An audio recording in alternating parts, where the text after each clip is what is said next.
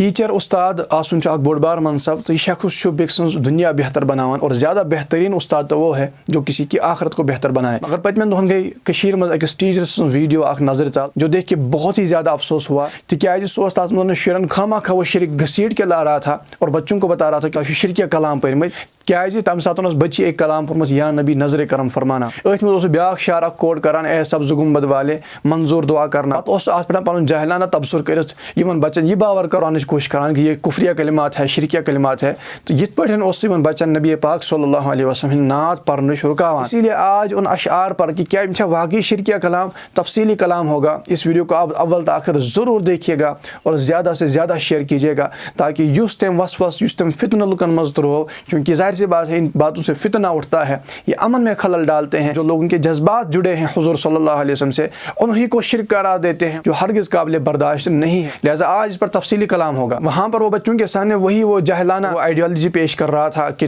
تو ایسا جو پکارا نبی پاک صلی اللہ علیہ وسلم یا نبی نظر کرم فرما تو تم لوگ پکار نہیں سکتے ہو, پکارنا شرک ہے معاذ اللہ رب العالمین. تو پکارنا کیا واقعی شرک ہے؟ آئیے قرآن سے پوچھتے ہیں, ہمیں کسی اور سے پوچھنے کی ضرورت نہیں ہے. مختصراً پہلی بات آپ یہ یاد رکھیے گا یہاں پر سرکار دو عالم صلی اللہ علیہ وسلم کو خدا سمجھ کے نہیں پکارا جا رہا بلکہ خدا کا رسول سمجھ کر خدا کا نبی سمجھ کر پکارا جا رہا ہے. اور یہ بنیادی بات یاد رکھیے گا کہ کسی کو بھی دنیا میں اگر پکارا جائے اگر اس کو خدا سمجھ کے نہیں پکار رہا بلکہ خدا کا بندہ سمجھ کے پکار رہا ہے یا خدا کے ولی کو ولی سمجھ کے پکار رہا ہے, خدا نہیں سمجھ رہا, خدا کے نبی کو نبی سمجھ کے پکار رہا ہے, خدا نہیں سمجھ رہا, وہ ہرگز قطعاً شرک ہو ہی نہیں سکتا. اگر یہ بات بنیاد بنا لی جائے کہ کسی کو بھی پکارنا شرک ہی ہے تو ظاہر سی بات ہے دنیا میں ہم ہزاروں مرتبہ اپنے باپ کو پکارتے ہیں, اپنی ماں کو پکارتے ہیں اور مدد کے لیے ہم پولیس والوں کو بھی پکارتے ہیں, آگ لگ جائے تو فائر سروس والوں کو پکارتے ہیں, کسی کا ایکسیڈنٹ ہو جائے ہڈیاں ٹوٹ جائے بیمار ہو جائے تو ڈاکٹر کو پکارتے ہیں. یوں تو ہم دنیا میں ہزاروں لوگوں کو پکار ہی رہے ہوتے ہیں. اگر مطلقاً کسی کو پکارنے کو شرک قرار دیا جائے گا تو ظاہر سی بات ہے دنیا میں ایک بھی بندہ مسلمان نہیں بچے گا. تو یہ آئیڈیالوجی ہی غلط ہے. ذہن میں رکھیے گا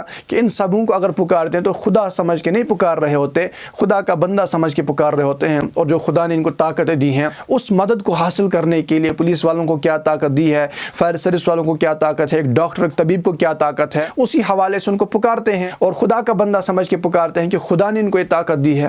تو یہ شرک نہیں ہو سکتا. اسی طرح اگر کوئی کسی نبی کو پکارتا ہے, خدا کے ولی کو پکارتا ہے اور خدا کا نبی سمجھ کر خدا کا ولی سمجھ کر اور جو خدا نے ان کو طاقتیں دی ہیں اس مدد کو حاصل کرنے کے لیے پکارتا ہے تو ہرگز شرک نہیں ہو سکتا. اب یہاں پر اس شعر میں جملہ بیان کیا گیا ہے اے سبز گنبد والے منظور دعا کرنا, اور اسی دعا پر وہ تبصرہ کر رہا تھا. پہلی بات ذہن میں رکھیے گا یہاں پر دعا سے مراد عبادت نہیں ہے, یہاں پر دعا سے مراد پکارنا ہے کہ اے سبز گنبد والے منظور دعا کرنا یا رسول اللہ میری یہ پکار کو منظور کر لیجئے, قبول فرما لیجئے, جب وقت نزا آئے دیدار عطا کرنا. اب یہاں پر یہ دعا کا معنی پکارنا بلانا یہ قرآن سے ثابت ہے. قرآن پاک میں بھی کئی جگہ لفظ دعا بیان کیا گیا ہے اور اس کا معنی وہاں پر پکارنا ہے, بلانا ہے, وہاں پر عبادت مراد نہیں ہے. اگر وہاں پر عبادت آپ ترجمہ کریں گے تو بالکل قرآن کا معنی ہی چینج ہو جائے گا. آپ کو میں چند مثالیں پیش کرتا ہوں. جیسا کہ قرآن پاک میں سورہ بنی اسرائیل کی آیت نمبر 71 میں اللہ تعالیٰ ارشاد فرماتا ہے یوم ندعو کل اناس بامامہم,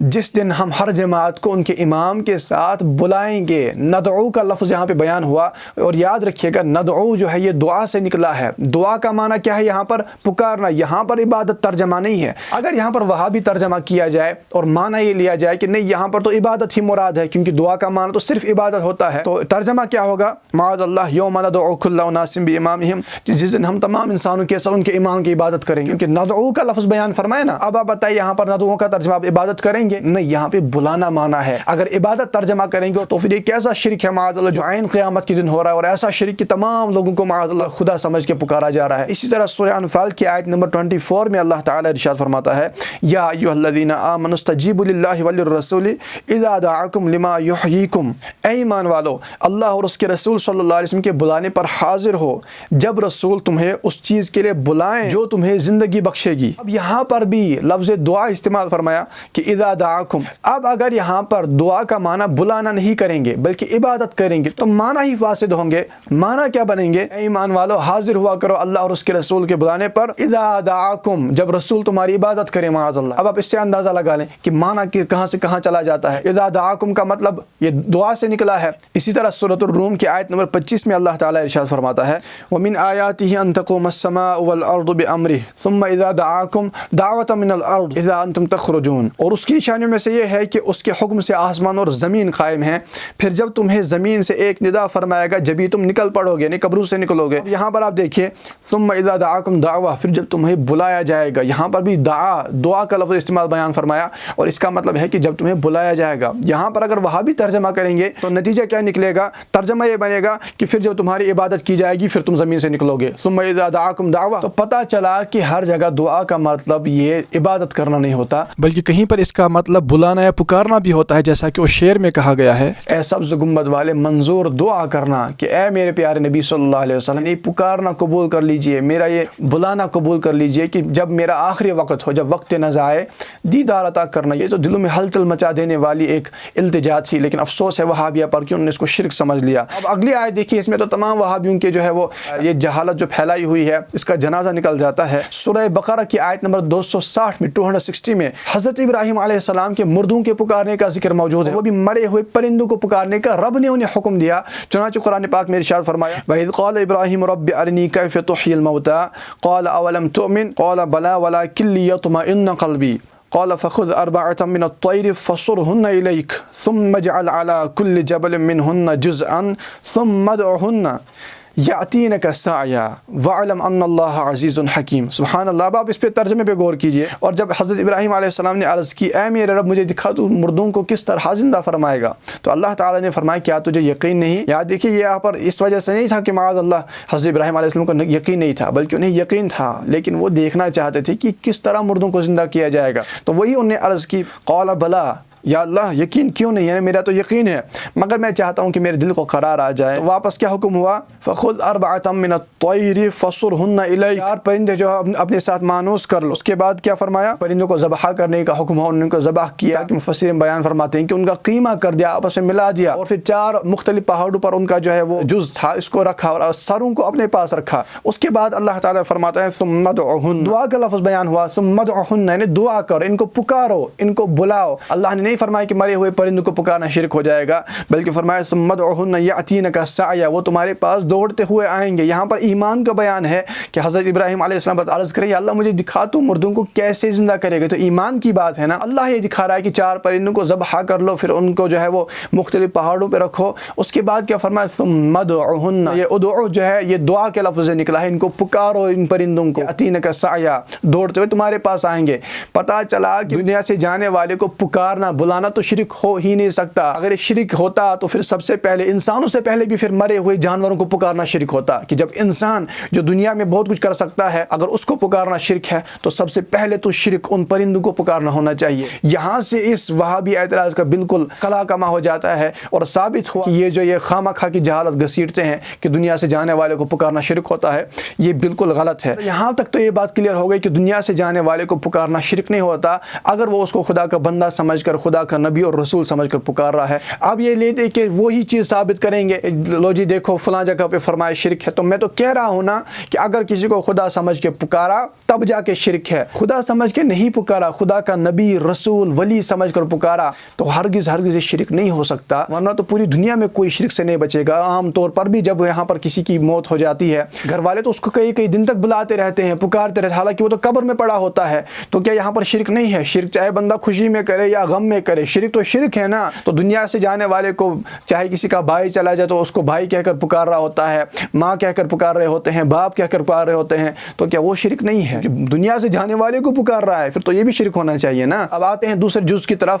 اس شعر میں لفظ نظر کرم فرمانا یعنی یا نبی نظر کرم فرمانا، بڑا وہ تبصرہ کر رہا تھا کہ جی یہ شرک ہے، آپ کیسے کہہ سکتے یا نبی نظر کرم فرمانا۔ یاد رکھیے یا نبی نظر کرم فرمانا اس چیز کو شرک کہنا بہت بڑی بدبختی اور جہالت ہے۔ آپ بولیں گے کیسے؟ اللہ کے بندو یا نبی نظر کرم فرمانا، نظر کرم فرمائیے، یہ قرآن کا حکم ہے۔ 2 جگہ قرآن پاک میں اللہ تعالیٰ نے حکم دیا کہ یہ کہا کہو وقول انظرنا، یہ کہو کہ یا رسول اللہ نظر فرمائیے۔ اب دیکھیے قرآن کیا کہتا ہے اور یہ جاہل لوگ کیا کہتے ہیں۔ قرآن پاک میں سورۃ البقرہ کی آیت نمبر 104 میں اللہ تعالیٰ ارشاد فرماتا ہے یا ایھا الذین آمنوا لا تقولوا راعنا وقولوا انظرنا واسمعوا وللکافرین عذاب علیم، اے ایمان والو راعینا نہ کہو، وقولوا انظرنا یوں عرض کرو یا رسول اللہ نظر کرم کیجیے، یوں عرض کرو یا رسول اللہ نظر فرمائیے۔ اب دیکھیے الحمدللہ یہاں پر ایک نکتہ ہے کہ یہاں پر ایمان والوں کو حکم دیا گیا وقولوا انظرنا، اے ایمان والو یہ کہا کرو یا رسول اللہ نظر کرم کیجیے، یہ کہا کرو کہ یا رسول اللہ نظر فرمائیے۔ یہ تو ہے کہ یا نبی نظر کرم فرمانا۔ اس آیت کی شان نزول کیا ہے کہ جب صحابہ کرام نبی پاک صلی اللہ علیہ وسلم کا کلام سنتے تھے تو کبھی کبھار عرض کرتے تھے راعینا، یعنی یا رسول اللہ ہماری رعایت فرمائیے، اپنے کلام کو سمجھنے کا موقع عطا فرما دیجیے۔ لیکن یہودیوں کے نزدیک اس لفظ کا کچھ برا مطلب تھا، وہ اس راعینا لفظ کو اسی مطلب میں کہتے تھے۔ اللہ پاک نے قرآن کی آیت نازل فرمائی اور اس لفظ کو ہی روک دیا۔ یہاں پر حضور علیہ الصلوۃ والسلام کے ادب کا بھی آپ معاملہ دیکھیں کہ کس قدر ادب کرنا چاہیے، اور رائنا لفظ کے لیے آیت نازل کر دی کہ رائنا نہیں کہنا بلکہ کیا کہنا، وقول انظرنا۔ اب آج کے بعد رائنا نہیں کہنا بلکہ یہ کہو انظرنا، اسی کو کہتے ہیں یا نبی نظر کرم فرمائی۔ تو اس کو شرک کیسے کہہ سکتے ہیں؟ بلکہ دوسری آیت میں اللہ تعالیٰ ارشاد فرماتا ہے من الذین ہادوا یحرفون الکلم عن مواضعہ ویقولون سمعنا وعصینا واسمع غیر مسمع وراعنا لیم بألسنتہم وطعنا فی الدین ولو انہم قالوا سمعنا واطعنا واسمع وانظرنا لکان خیر لہم۔ اللہ فرماتا ہے کہ کچھ یہودی کلاموں کو ان کی جگہ سے پھیرتے ہیں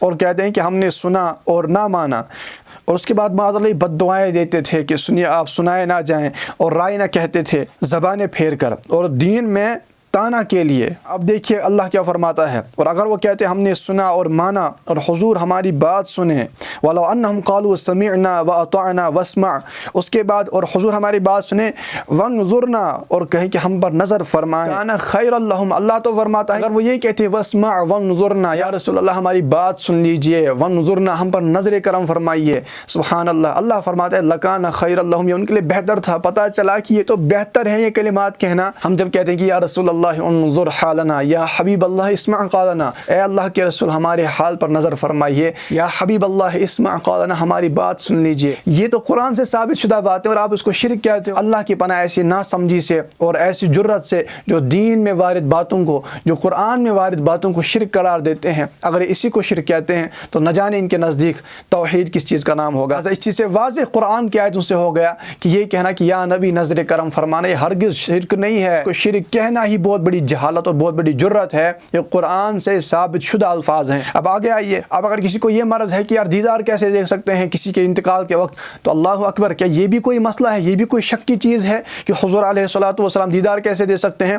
اسی طرح دے سکتے ہیں جس طرح نبی پاک صلی اللہ علیہ وسلم جب معراج کے لیے تشریف لے گئے، جب مسجد اقصیٰ میں تشریف لے گئے تو وہاں پر انبیاء علیہ الصلوۃ والسلام کی جماعت موجود تھی۔ تو جیسے وصال اقدس کے بعد انبیاء علیہ الصلوۃ والسلام اس مسجد اقصیٰ میں جمع ہو سکتے ہیں، ویسے ہی نبی پاک صلی اللہ علیہ وسلم اپنے وصال ظاہری کے بعد جس اپنے عاشق کے گھر چاہے تشریف لے جا سکتے ہیں، جس کو چاہیں دیدار سے نواز سکتے ہیں۔ آپ کو اس میں کیا مسئلہ ہے؟ یہ کون سا شرک ہو گیا؟ بلکہ آپ معراج کے واقعے میں دیکھیں، حضرت موسیٰ علیہ السلام کا تذکرہ تو بڑی شان سے ہے کہ حضور علیہ الصلوۃ والسلام فرماتے ہیں، صحیح مسلم کے اندر روایت ہے، مررت علی موسیٰ وهو یصلی فی قبرہ، میں موسیٰ علیہ السلام کی قبر سے گزرا، وہ نماز پڑھ رہے تھے قبر کے اندر۔ سبحان اللہ، یہاں پر دیکھیے حیات الانبیاء کا بھی کتنا واضح ثبوت ہے۔ اور آگے جا کے فرماتے ہیں جب حضور علیہ الصلوۃ والسلام مسجد اقصیٰ میں تشریف لے گئے، فرمایا وقد رأيتني في جماعة من الأنبياء فإذا موسى قائم يصلي إذا عيسى ابن مريم عليه السلام قائم يصلي إذا إبراهيم عليه السلام قائم يصلي حانت الصلاة فأممتهم، میں نے اپنے آپ کو انبیاء علیہ الصلوۃ والسلام کی جماعت میں دیکھا، حضرت موسیٰ علیہ السلام نماز پڑھ رہے تھے، حضرت عیسیٰ علیہ السلام، حضرت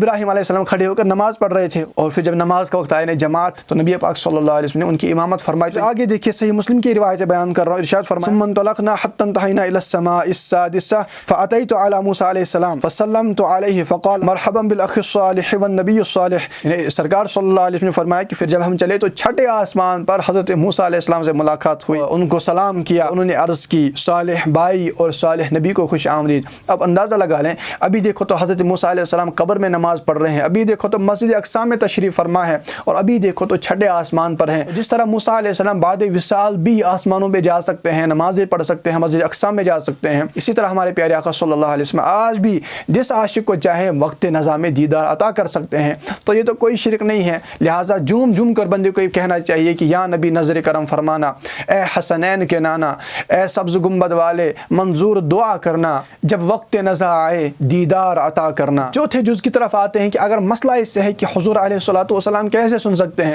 تو کیا آپ نے حضور صلی اللہ علیہ وسلم کی سماعت کو، ان کے سننے کو اپنے سننے جیسا سمجھ لیا ہے؟ یاد رکھیں نبی پاک صلی اللہ علیہ وسلم کے سننے کی طاقت تو بہت ہی زیادہ ہے۔ ترمذی شریف کی روایت ہے، حضرت ابو ذر رضی اللہ عنہ روایت کرتے ہیں کہ سرکار صلی اللہ علیہ وسلم نے ارشاد فرمایا، میں وہ دیکھتا ہوں جو تم نہیں دیکھ سکتے، اور میں وہ سنتا ہوں جو تم نہیں سن سکتے۔ آسمان چرچراہٹ کرتا ہے، اور لازم ہے کہ چرچراہٹ کرے۔ آپ دیکھیں آسمان و زمین کے درمیان 500 سال کی مسافت کا یہ راستہ ہے، علماء کرام فرماتے ہیں۔ تو سرکار صلی اللہ علیہ وسلم زمین پر ہوتے ہوئے آسمان کی آواز، چرچراہٹ کی آواز سن سکتے ہیں، تو دنیا کے اندر موجود ہی اپنے امتی کی پکار کو کیوں نہیں سن سکتے؟ حتیٰ کہ قرآن پاک میں سورہ نمل میں واضح بیان موجود ہے، سیدنا سلیمان علیہ السلام نے ایک چونٹی کی آواز بھی 3 میل دور سے سنی، اور وہ سن کر آپ نے تبسم کیا۔ تو جب سلیمان علیہ السلام کے سننے کی طاقت کا یہ عالم ہے، تو نبی پاک صلی اللہ علیہ وسلم کی سننے کی طاقت کا کیا عالم ہوگا؟ اس ویڈیو کو زیادہ سے زیادہ شیئر کیجیے گا تاکہ یہ لوگ کسی قسم کا جو ہے وہ لوگوں میں وسوسے اور فتنے نہ اٹھا سکیں۔ السلام علیکم ورحمۃ اللہ وبرکاتہ۔